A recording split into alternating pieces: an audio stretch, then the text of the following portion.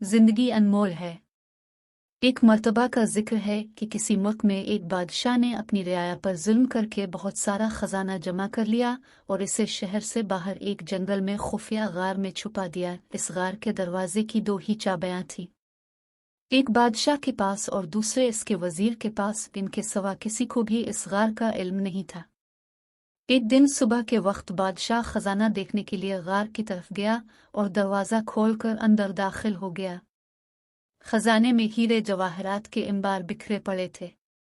बादशाह इस खजाने को देखकर बहुत खुश हुआ, लेकिन अंदर आते वक्त वो गार का दरवाज़ा बंद करना भूल गया। उसी वक्त वजीर का गुजर इस गार की तरफ से हुआ। वजीर ने जब खजाने का दरवाज़ा खुला देखा तो हैरान रह गया। वो समझा कि गलती से दरवाज़ा खुला रह गया है। इसी ख्याल के तहत इसने दरवाज़ा बाहर से बंद कर दिया और महल पहुंचकर ये बात भूल गया।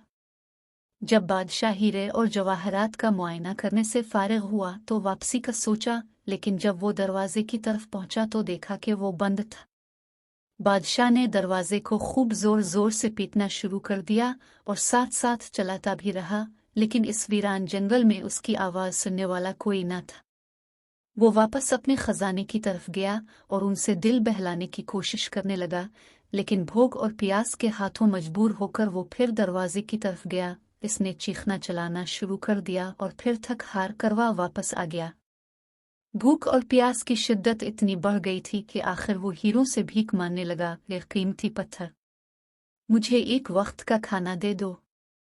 इससे यूं लगा जैसे वो हीरे इसकी सादगी पर जोर जोर से हंस रहे हों। इसने एक हीरा अलिफाटे आलिफ और जोर से दीवार पर मारा, फिर मोतियों से अपनी फरियाद करने लगा, ले कीमती मोतियों, मुझे एक गिलास पानी दे दो। इससे लगा कि मोती और जवाहरात इस पर हंस रहे हैं। बादशाह को बहुत गुस्सा आया, लेकिन भूख गुस्से पर गालिब आ गई।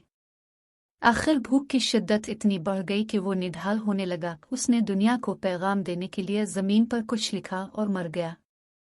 उधर मुल्क में बादशाह के गायब होने की वजह से कोहराम मचा हुआ था। हर शख्स ही बादशाह के बारे में फिक्रमंद था और इसे तलाश करने की तग-ओ-दो कर रहा था।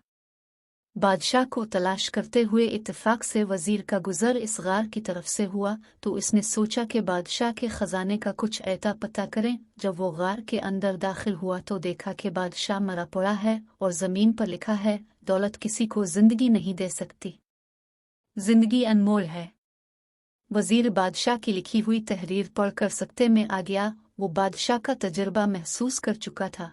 उसने तहिया किया कि आइंदा जिंदगी में वो दौलत की बजाय इंसानों से प्यार करेगा और किसी को तकलीफ नहीं देगा। वजीर ने तमाम माल और दौलत इकट्ठा करके गरीब लोगों में तकसीम कर दिया। रियाया ने वजीर को बादशाह बना दिया। अब वो लोगों के दरमियान खुशी खुशी जिंदगी बसर कर रहे हैं और रियाया बहुत खुश है।